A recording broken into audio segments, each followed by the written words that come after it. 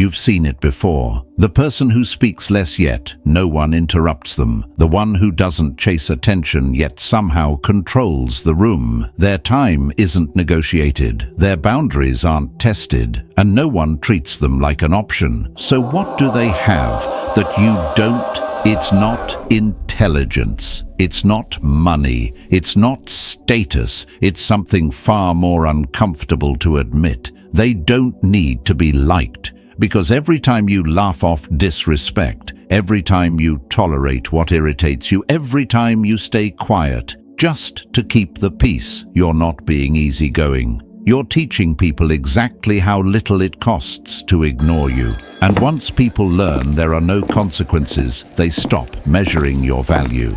They start using your access.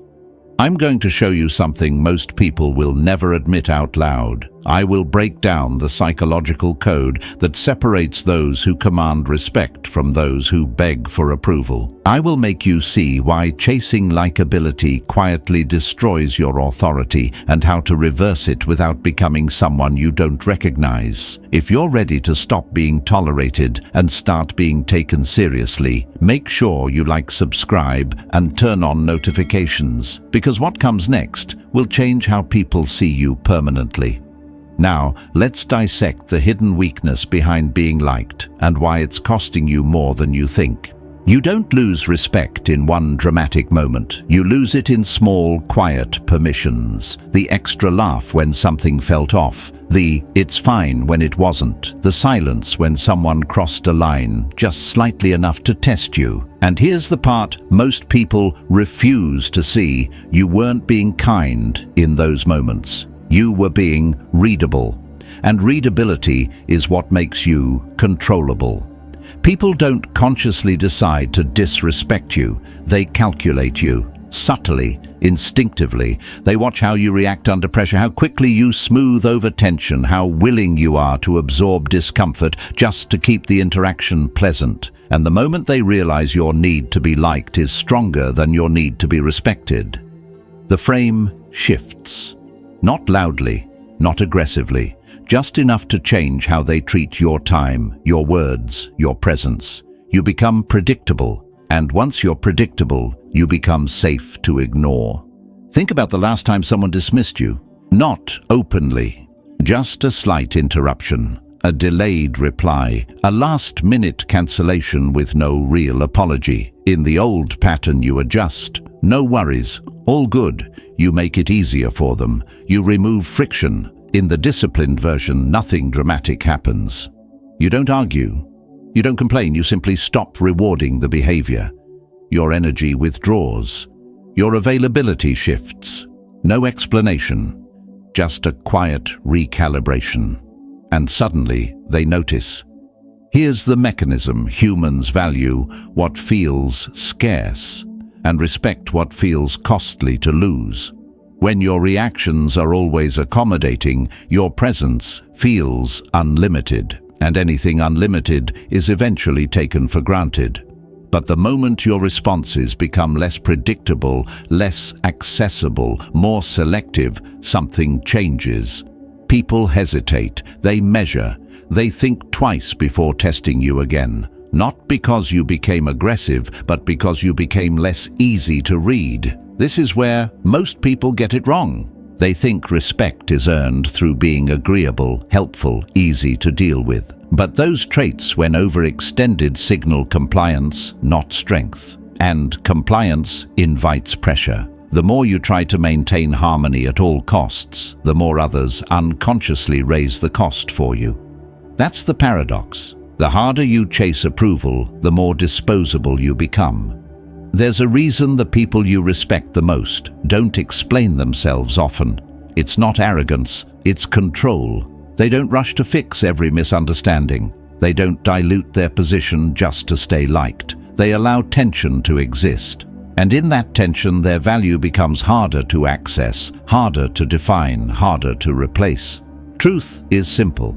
The moment you prioritize being liked, you hand over the script of your behavior to everyone else. And once they have the script, they stop respecting the actor. Now we need to go deeper into what actually replaces that pattern, because removing approval is only the first move. So what actually creates respect, if not approval? It's not charisma, it's not status, it's not even confidence in the way people usually think about it. Respect begins the moment there is a cost attached to how you are treated. Not emotional outbursts, not long explanations, just consequence. Quiet, immediate, undeniable consequence. Most people misunderstand this completely. They believe respect comes from being impressive, from proving value, from showing competence over time. That earns admiration. But admiration doesn't stop people from crossing you. You've seen it before: talented people ignored, hard-working people overlooked, intelligent people talked over. Why? Because none of those traits create friction when disrespected. And without friction, there is no boundary. Without boundary, there is no respect. Watch the pattern closely. Someone interrupts you mid-sentence. The approval-driven response is subtle. You pause, you smile, you let them continue. Maybe you try to jump back in later, softer this time. You're trying to preserve the interaction. In the disciplined version, you don't raise your voice, you don't argue, you simply take the space back. Let me finish. Calm, direct, no apology attached. It's a small moment, but it sends a signal. Access to you is not free. Or someone disrespects your time, shows up late, cancels last minute, repeats the pattern. The old version absorbs it. It's fine, things happen. The new version adjusts behavior, not words. You stop prioritizing them. You stop rearranging your schedule. You reduce access. No confrontation, just removal. And here's what's interesting: they feel it immediately, because people don't respond to what you say. They respond to what changes. That's the hidden mechanism. Respect is not taught through explanation, it's taught through pattern interruption. The moment someone realizes their behavior leads to losing something, your time, your attention, your cooperation, they recalibrate, not out of kindness, out of self-interest. And that's enough. This is why people who are too nice get treated the worst. Not because others are inherently cruel, but because they've learned there is no downside to crossing you. You've trained them repeatedly that your boundaries are flexible, negotiable, even invisible. And once that pattern is established, reversing it feels uncomfortable. Because now you're introducing something unfamiliar: resistance. Machiavelli wasn't talking about fear in the way most people interpret it. He wasn't talking about intimidation or dominance. He was talking about consequence, the quiet understanding that certain lines cannot be crossed without loss. And once that understanding exists, behavior changes without discussion. Here's the truth most people avoid. You don't get disrespected because people are unaware. You get disrespected because nothing happens when they do it. And once you see that clearly, the entire dynamic shifts. Because now it's no longer about proving your worth, it's about protecting it. But there's another layer beneath this. Even consequence doesn't work if you've already handed over control. And that's where most people lose without realizing it. Every interaction you walk into has an invisible question embedded inside it. Who is setting the terms? Not who is louder, not who talks more, but who is deciding what is acceptable, what is ignored, what is rewarded. And if you've been chasing approval, you've already answered that question before the conversation even begins. You've handed it away.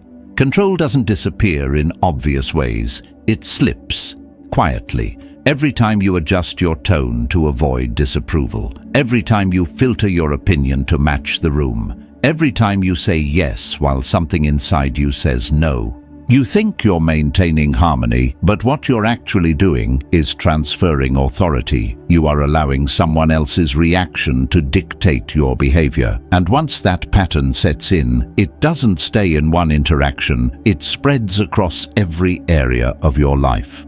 Look at a simple moment. Someone challenges your opinion. not aggressively, just enough to put pressure on you. The approval-driven version softens instantly. Yeah, maybe you're right, I guess I didn't think about it like that. You retreat not because you're convinced, but because you want to avoid tension. In the disciplined version, you don't escalate. You don't argue to win, you hold your position. That's one way to see it. I don't agree. Calm, unmoved. No need to convince, no need to be validated. The difference isn't in the words, it's in who owns the frame.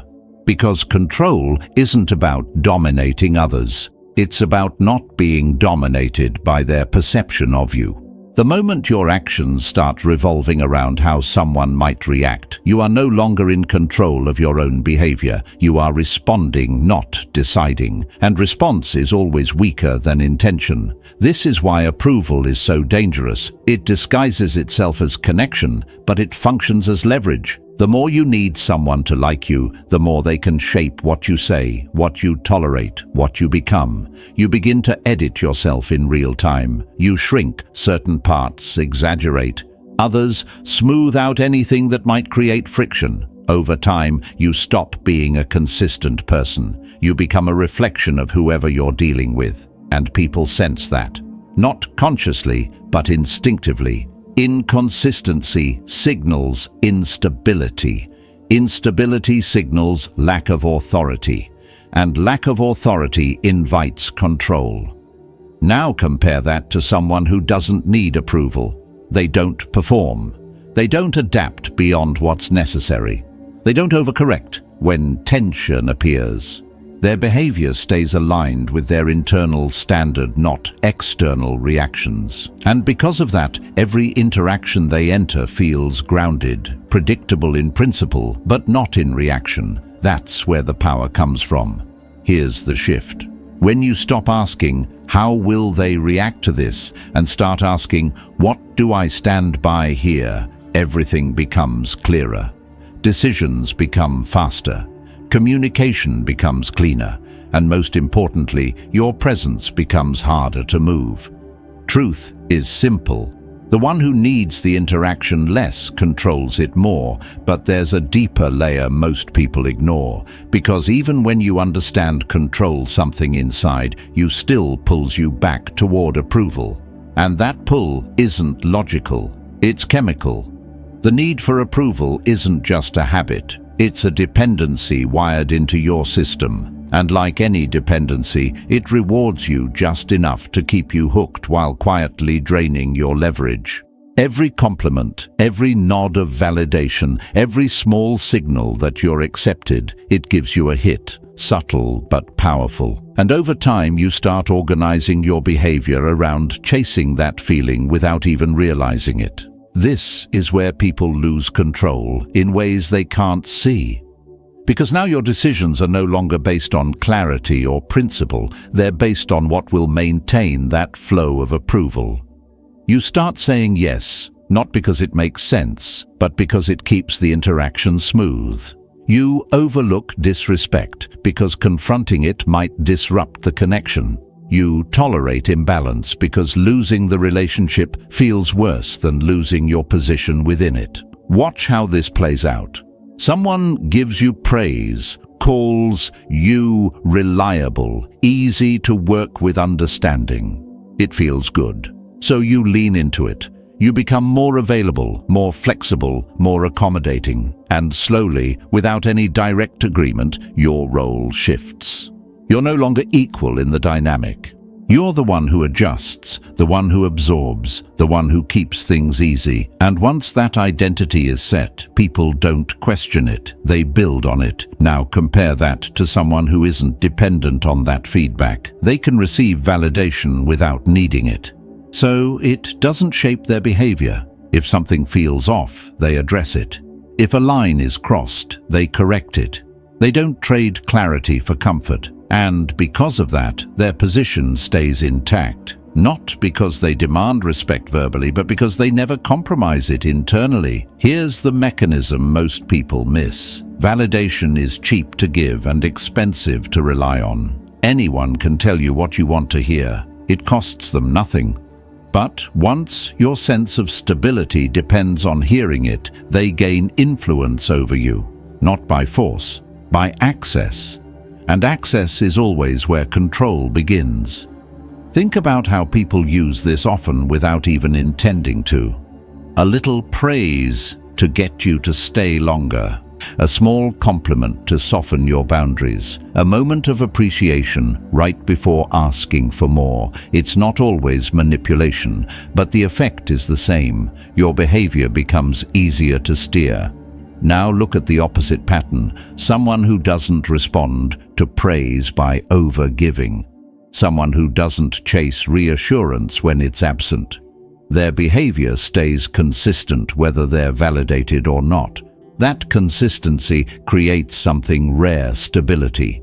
And stability is what makes someone hard to influence, because if your emotional state isn't tied to external approval, there's nothing to pull on, no button to press, no leverage to exploit. Truth is direct. The moment you depend on validation, you become negotiable. And breaking that dependency isn't comfortable, because your system will push back. It will tell you you're being too distant, too rigid, too cold. But that discomfort is not a signal to go back. It's a signal that the pattern is breaking.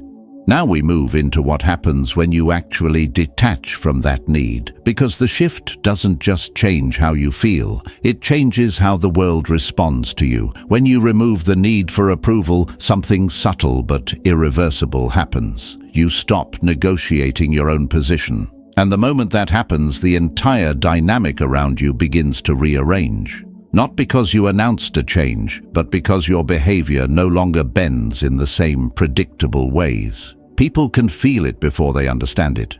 At first, it creates friction.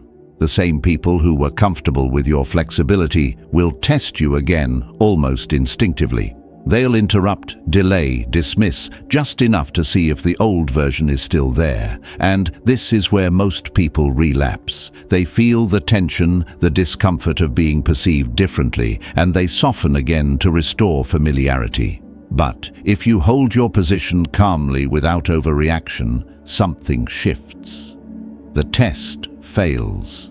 And once a test fails, it doesn't get repeated the same way. Look at how it plays out in a simple exchange. Someone tries to pressure you into something you don't want to do. The old response is layered. I could try. I just have a lot going on, maybe later. You dilute your no into something negotiable. In the disciplined version, the response is clean. I'm not doing that. No tension in the tone, no apology in the delivery, just clarity. And what happens next is telling. They either adjust or they reveal that the relationship was built on your compliance. This is where many people get uncomfortable, because not all relationships survive this shift. Some people disappear, some become distant, some push back harder. And you start questioning yourself, was I too harsh, too rigid? But what you're actually seeing is exposure. You're seeing which connections were built on mutual respect and which ones were built on your willingness to accommodate. The ones that remain begin to feel different, more balanced, less performative. There's less need to explain, less need to manage perception, because the dynamic is no longer anchored in approval, it's anchored in mutual recognition of boundaries. And from that point, interactions become cleaner. Fewer hidden expectations, fewer silent resentments, more direct exchange. Here's the deeper mechanism. When you stop reacting to gain approval, you become less readable in the ways people expect. And unpredictability, controlled, not chaotic, creates a kind of pressure. Not fear, but awareness. People start measuring their behavior around you more carefully because they can't rely on the old script. And when someone can't predict your reaction, they default to caution. This is why confidence in its real form isn't loud. It's stable. It doesn't fluctuate based on feedback. It doesn't collapse under disagreement. It holds its shape regardless of who's in front of it. And that stability creates distance, not emotional coldness, but psychological space. space where you can observe instead of react, decide instead of adjust. Truth is precise. The moment you stop performing for approval, you stop being easy to control. But understanding the shift isn't enough, because without structure, you fall back into old patterns. So now we move into something more exact, not theory, not mindset, but rules, specific controlled behaviors that make this shift real in every interaction. Power isn't built from one decision. It's built from patterns that repeat until they become identity. And if you want to stop being treated like an option, you don't need more confidence, you need stricter behavior, not louder, not aggressive, just precise, controlled, consistent. Start with this. Speak less, but make each word carry weight. Most people dilute their presence by over-explaining, over-justifying, over-communicating.